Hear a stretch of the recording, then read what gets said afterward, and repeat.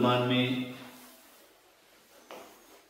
जो जनरल लोगों के आचरण विचार क्रिया देखी जा रही हैं, वो जीवन को बिगाड़ने वाली क्रियाएं हैं, दुख उत्पन्न करने वाली क्रियाएं हैं। अभी हमारे जीवन में दुख नहीं हो, वही मार्ग हमें अपनाना चाहिए। वर्तमान में पढ़े लिखे लोगों का जमाना है, विज्ञान का जमाना है। लोग बड़ी बड़ी बातें कर रहे और चंद्रलोक में जाने का आकाश सपना देख रहे।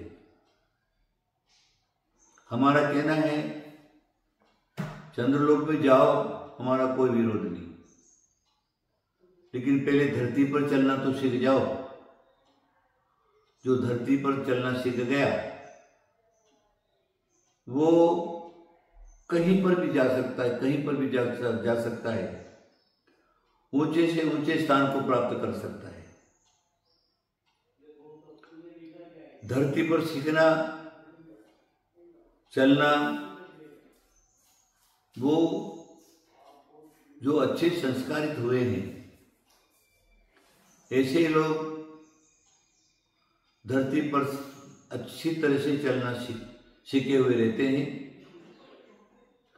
उनका आचरण देख करके दूसरा भी उनके अनुसार चलने की कोशिश करता है। जितने भी महापुरुष हुए हैं उन्होंने आकाश में उड़ने का सपना नहीं देखा। धरती पर कैसे चलना चाहिए, कैसे बैठना चाहिए, कैसे उठना चाहिए, कैसे खाना चाहिए, कैसे पीना चाहिए, उन्होंने सीखा।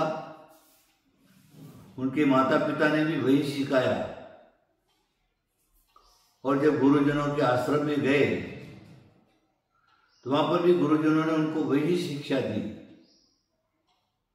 कि मनुष्य लोक में आने के बाद हमको कैसे रहना है, किस प्रकार खाना है, कैसे बैठना है, कैसे उठना है और क्या खाना है। वहां पर भी उनको उसी प्रकार तत्व की बातें बताई गई। तभी जाकर के वो महापुरुष हुए। आज प्रातःकाल होते ही दुनिया उनका नाम लेती है। हमें अवश्य ध्यान देना है सुसंस्कारित होने का। संस्कार विहीन मानव दुर्गति का पात्र बनता है। जो उसकी संगति में आया वो भी दुख के गड्ढे में जाकर के गिर जाता है, वहां से कोई उठाने वाला नहीं रहता। अगर हमारे जीवन में संस्कार अच्छे हैं तो जीवन सब अच्छा ही अच्छा रहता है। अभी आप देखो, जिनके आचरण अच्छे हैं, चारित्र अच्छा है, संयम अच्छा है, क्रियाएं अच्छी है, परोपकारी है, तो लोग उनके पीछे लगते हैं, उनका नाम लेते, उनकी भक्ति करते, उनका चरण छूते, उनका आशीर्वाद प्राप्त करना चाहते। लेकिन कहा जाता है तो वो भी मानवी। हमारी क्रियाएं ही हमको अच्छा बनाती हैं, हमारी क्रियाएं ही हमको बुरा बनाती।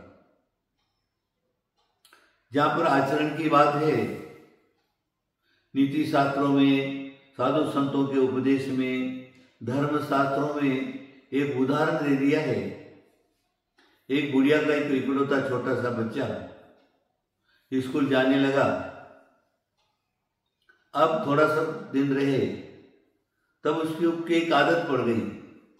कभी किसकी पेंसिल लेकर के आना, कभी किसका पेंसिल छेला लेकर के आ जाना, कभी किसकी बुक लेकर के आ जाना, कभी कुछ लेकर के आ जाना।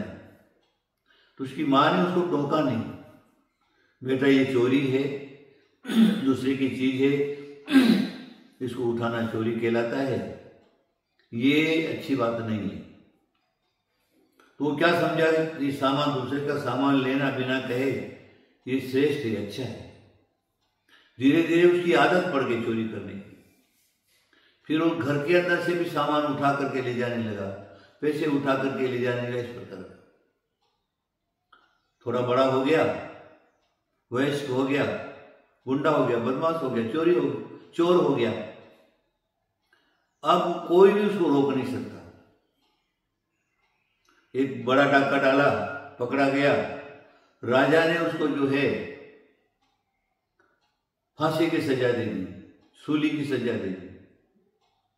अंतिम समय उसको पूछा गया कि भाई मरते समय सबकी इच्छा पूरी करी जाती है, तुम्हारी क्या इच्छा है बोलो। बोले मेरे को मेरी अपनी मां से मिलना है। मां को उपस्थित किया गया। जब मां तो आई तो बोले मां अंतिम में तो मरने वाला हूं, अंतिम मेरे को थोड़ा सा प्यार दे दे, गले लगा ले, फिर तेरा मेरा मिलन नहीं होगा। मां को बुलाया, उसने मां का गर्दन मुंह सिर पकड़ करके और अपने दांतों से मां की नाक काट ली। फांसी देना सजा होना तो एक बाजू हो गया। दूसरा केस प्रारंभ हुआ। उसे पूछा गया कि भाई तू तो अपराधी है और मां की नाक तूने काट ली, ये तो तूने महाअपराध और कर दिया।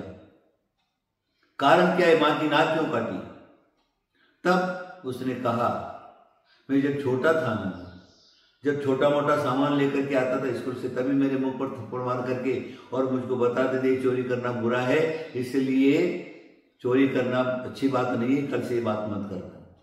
मैं लेके आता था, मां अच्छा समझती, मेरी धीरे धीरे चोरी करने की आदत पड़ गई तो इस प्रकार का आज इस कंडीशन पर मैं खड़ा हूं। इसका अपराधी मेरी मां है, मैं अपराधी नहीं, इसलिए पहले सजा जो है मां होना चाहिए, फिर मेरी होना चाहिए।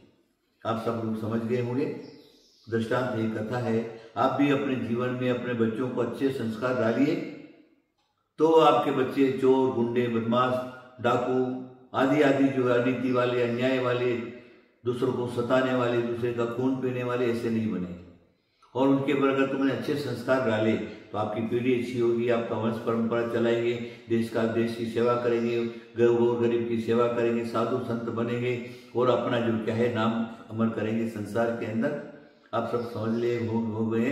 मेरा सिर्फ आपको यही कहना है, वर्तमान में भारतीयों का अगर और जब से ज्यादा और कुछ बिगड़ा है तो आचरण बिगड़ गया है, इसलिए आचरण अच्छे रखें। मेरा आशीर्वाद आशीर्वाद आशीर्वाद।